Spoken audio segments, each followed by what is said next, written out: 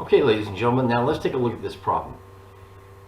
So we have an impedances in parallel, which means we can get the admittance Y equivalent is going to equal the sum of the reciprocals. 0.5. The reciprocal of this, the reciprocal of negative J is positive J. The reciprocal of a quarter is 0.25. 25J. Okay, simple as that. Total voltage, or I should say the total voltage is going to equal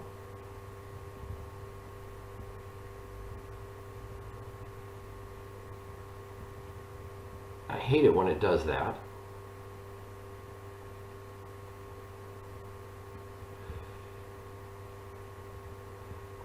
It's going to be the equivalent Z, or I can divide by Y.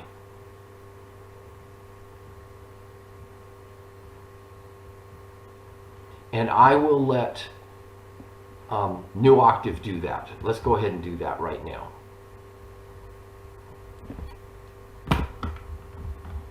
There's New Octave.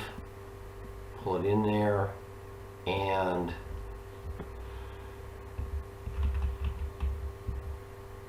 there, I can calculate Z equivalent 1 over Y equivalent. Oh, what happened? I need to hit return. Good, there we go.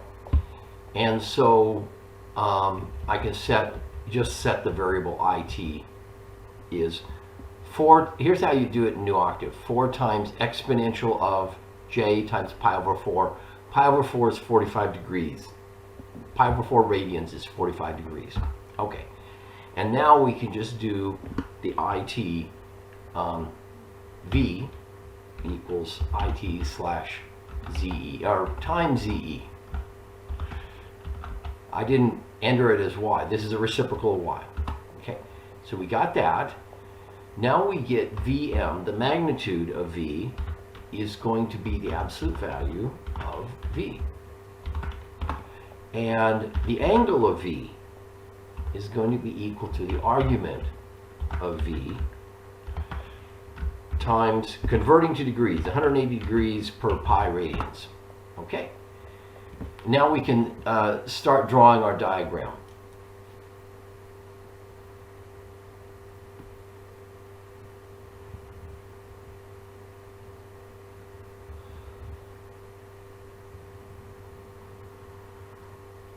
And the voltage is going to equal. We want the currents through here. Is what we want. So we can write down the voltage, 18.45 degrees. There we go. 7.1554. Try to draw it to scale as much as possible. Total voltage. So,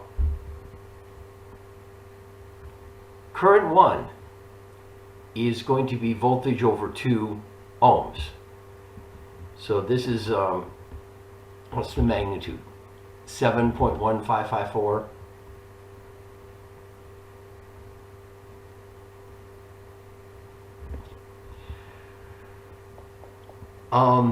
The current is going to be, there we go, I1, in phase with it. It's just going to be half this at the same angle. Current 1 is going to be the voltage divided by 2. So I'll go I1 equals V slash 2. And absolute value of I1. That's going to be in amperes. Okay, let's go.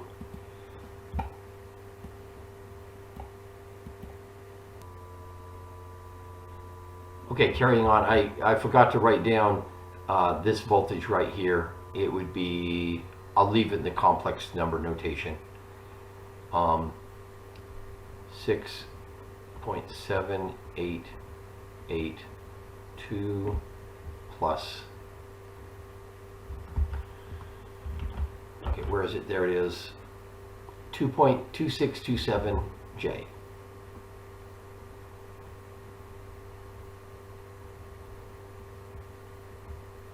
Okay. I1 is going to be at the same angle. And did we calculate that? I think we did. We just need the magnitude of I1. There it is, 3.577 amperes.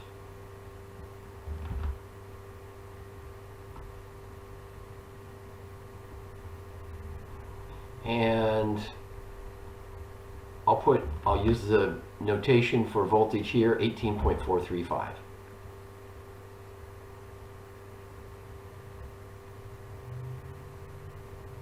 That's the angle. Same angle for I1.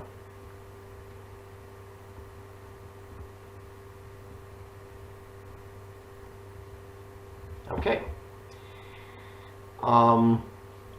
So we've got I1. Okay. I2, capacitor.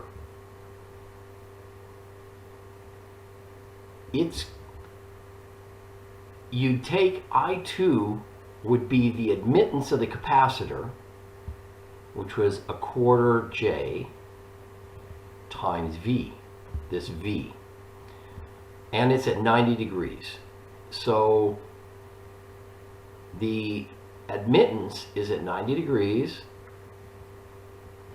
to this. It's 1/4 of the voltage, so I should have put it way down here instead of way up there. Eraser. Oops, okay. That's okay.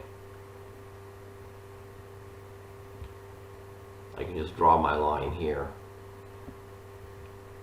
This is 18.435. This is 90 plus 18.435. So what did we have for I2? Is just going to be,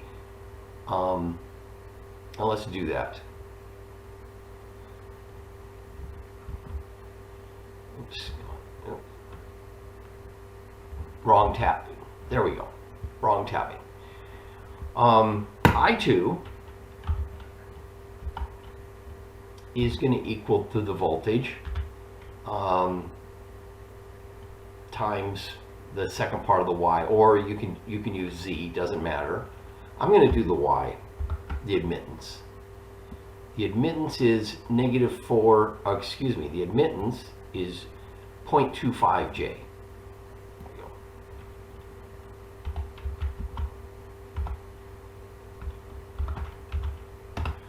And we can get the angle, the absolute value of I2, and we can get the angle of I2.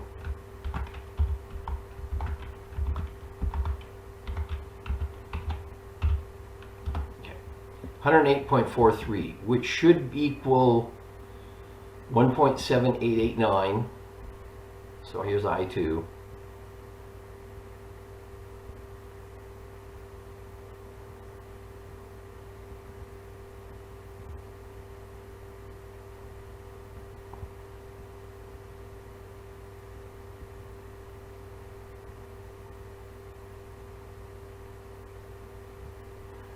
At an angle of 108.435. Okay, I'll just leave it at 108.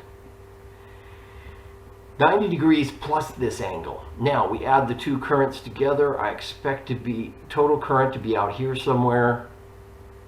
Wow, that's looking pretty good. I mean, just freehand sketching. Just adding these two currents together, vector-wise. And is that yep, I'm liking this total current. I'll just draw it right here. Equals 4 with an angle of 45 degrees. Okay. Remember that? Let's see what the book does. And do I have all my numbers over here somewhere in New Octave? I1, there's I2. Here's I1, absolute value of I1. Okay, I have all my numbers. Good. And voltage. I should have absolute value of the voltage and the angles. Okay, so all this information, we have all the information. There we go.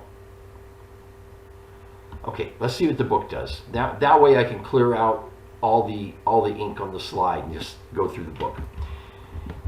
The book goes with a voltage divider approach, that you take this impedance and divide it by the sum of the two impedances. Remember, it's R over R1 plus R2 in DC cases.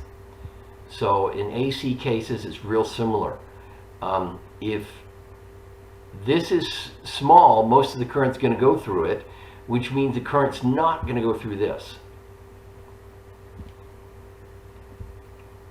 And we got 3.578 at 18.435 degrees. I1,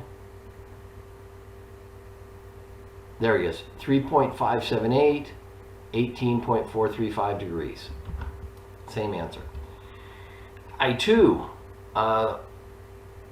lots of calculations, phasor notation, lots of phasor notation.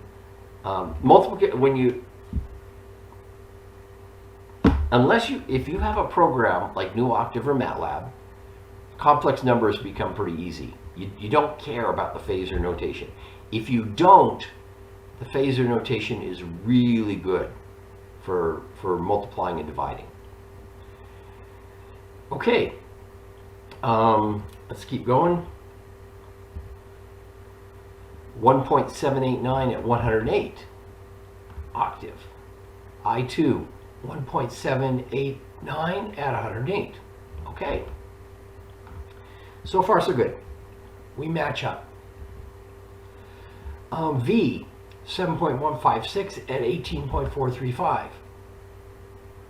V, 17.156 at 18.435. My approach and theirs were totally equivalent, in other words. And if you remember the diagram, this is about what my diagram looked like. Okay, that'll be the end of this recording. We should be wrapping up. So let me stop it,